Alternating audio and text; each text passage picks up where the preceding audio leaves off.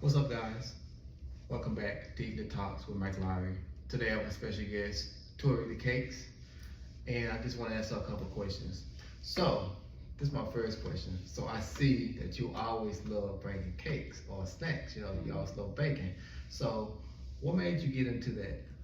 It actually started from me bringing things to work, feeding them to my coworkers for potlucks and holiday celebrations, things like that, until people asking could they buy them, and that's kind of what inspired me to just go ahead and start the little small business. Gotcha. So that like turned into a hobby from Yeah. like feedback from you. Yeah, like well, that stuff. it's always been a hobby because I was real close with my grandmother growing up, and I've always been in love with homemade cakes and pastries from scratch. So I was always influenced at home with it, and I've always enjoyed baking. But the financial side of it came from people asking to buy the treats. So yeah. I gotcha. So, how do you feel about potlucks? You said you brought it to potlucks. Yeah. Well, I think it's a good way to do advertising. It's almost like True. getting the free samples out to your coworkers. Letting people get a chance to try out your treats, people that may have otherwise not been able to taste it, and also people that like to try before they buy. True, you got a point. I didn't think of it that way. When you said potluck, I thought about, the ones who like to wash things, put the pets around. Oh yeah. Oh no, no animals allowed. I think that's just like the ultimate disgust for people to bake and cook and have animals even in their home. I know some people think the small dogs aren't that bad, but they have hair and they go outside and walk on the ground and come in your house. True. And it's just. Yeah, I have a dog, but he's always in his cage because his hair and that stuff be all clothes to floor. Sits to the So furniture. No. Everything. So yeah, I make sure no pets, and that's the scariest thing about potlucks because you don't know what people have at their house, and you don't know how clean people are or how unclean people are. So it's really fearful, really, to go out and just try food from people. But Right. I got my certification online to be a food service handler. Wasn't that expensive or anything, so I think it was pretty cool experience. So I see that you have like a business page for your cake stuff like that. But I noticed that like you haven't been making like any posts or making any treats or cakes for customers. Yeah, Like, I got frustrated. I got really frustrated with the questions and what they call just window shoppers, people that are just looking but not really investing and spending money. Some people get the idea because they shop at Walmart or Kroger or Sam's Club that they can go and buy a cake for $35. And it's just not rational. So people asking about prices. Some people probably thought that I was too expensive. Since I don't do designer cakes, so I don't do Hennessy cakes, SpongeBob cakes, cigarette cakes, anything like that. I despise fondant. And I'm not a cake designer. So a lot of people get the two roles confused. So a cake designer or a cake decorator is somebody who uses fondant, they sell your cake, they put your name on it or whatever. I'm a homemade cake baker. So what I do is I primarily focus on making homemade, authentic bakery cakes, cookies, pies, even ice cream, popcorn, things like that from scratch. So when I'm selling, it's more of a quality over quantity type thing. So that definitely made me stop. I think I stopped posting to stop encouraging people to ask questions about the products. Because they would ask, I would give them the price range, and I feel like a lot of people shied away from it, but they are calculating the homemade authenticness versus what they're buying at the store that could have been made 6 weeks ago. Right, but you're right. But you have to understand like this business, because most people they shop around, they call the pricing, and then if they can find a cheaper or a better deal, they go go with for that. it. Yeah, but never let that discourage you because anybody with a business, they get the same Window exact shoppers, scenario. yeah. Even if you're selling clothes, you're gonna have people come by, look in your window, come in your store, try on your clothes, not buy them. They could destroy the clothes when they're trying them on if they're too big or too small. So I mean, it's always a risk that you're taking. Requiring deposits. Some people are afraid to even put down deposits, for a cake. But if they order a cake from Sam's Club, you're gonna put down a deposit. Right. And those are the ones that you can eliminate that you know if they bullshit or not. Because if you want it, you're gonna pay for it. You're not gonna sit here and ask all these questions, because usually, like most business, you always see how they have those frequently asked questions to avoid all that. But get the FAQs out. Yeah. So do you ever see yourself getting back into making cakes and treats for people? I feel like I've gotten more business since I said that I stopped doing baking than when I actually was trying to advertise and seek new customers, new clientele. I feel like I got some customers, but once I threw in the towel and said, you know what, this isn't really bringing in the revenue, I'm spending more out, so my debt is higher than my income for the business. And I know that's expected with first year, small businesses and everything, but once I said I stopped, I feel like I got more people going, no, you're going to sell me a cake.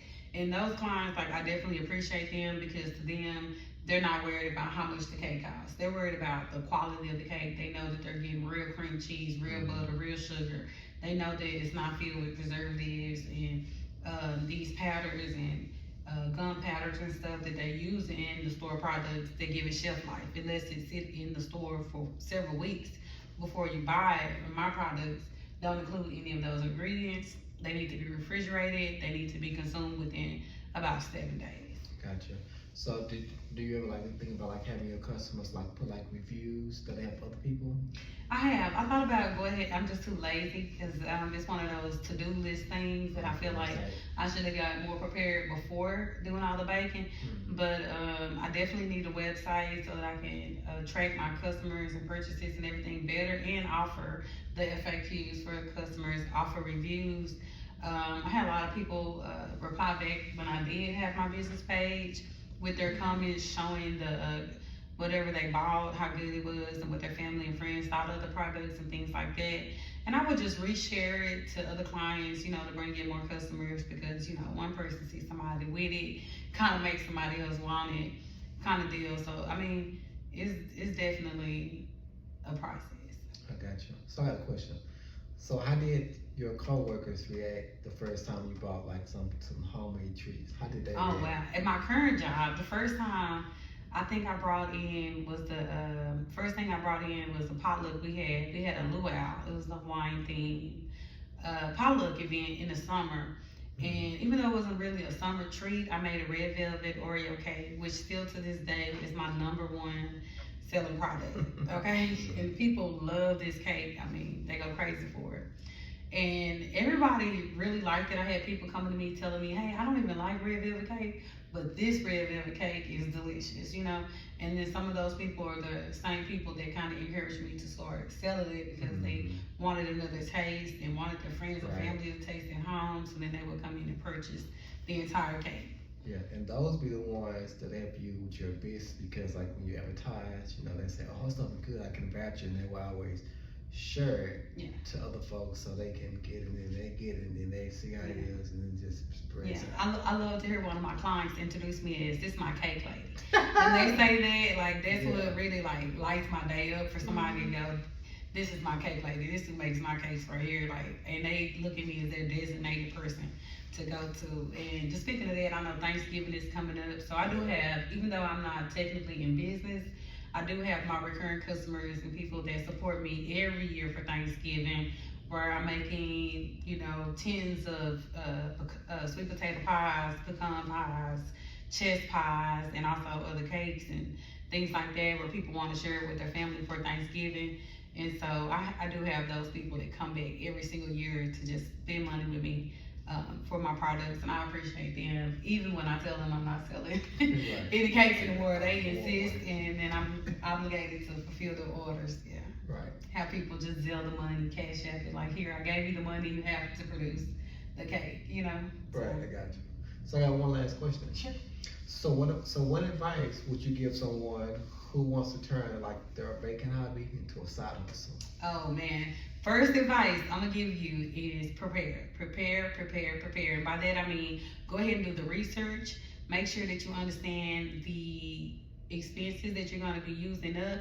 Make sure that you can afford your inventory. Right now, if y'all go into the grocery store, you know that a carton of eggs is anywhere between $3 to $7 for a carton of eggs.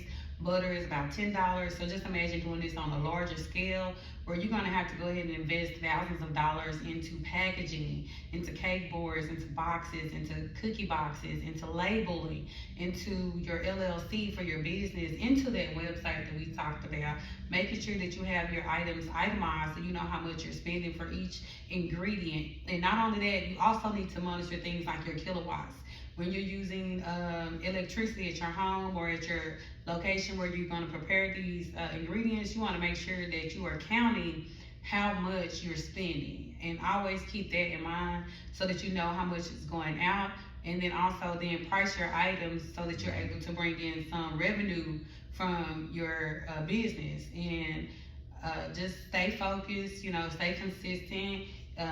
For me, I can go back and look at cakes when I first started. They were hideous compared to the quality of cake that I have now and this year. So keep going, keep focused, and financially make sure that you're really prepared for all of the work that's going to go into it, all of the appliances that you're going to need, cake machines, piping bags, piping tips, sugar, flour, baking soda, the ingredients, cinnamon is unlimited, and I spend thousands of dollars on ingredients. Chocolate chips cost about $7 to $8 for one chocolate bar. So make sure that you can invest in yourself. That's really important.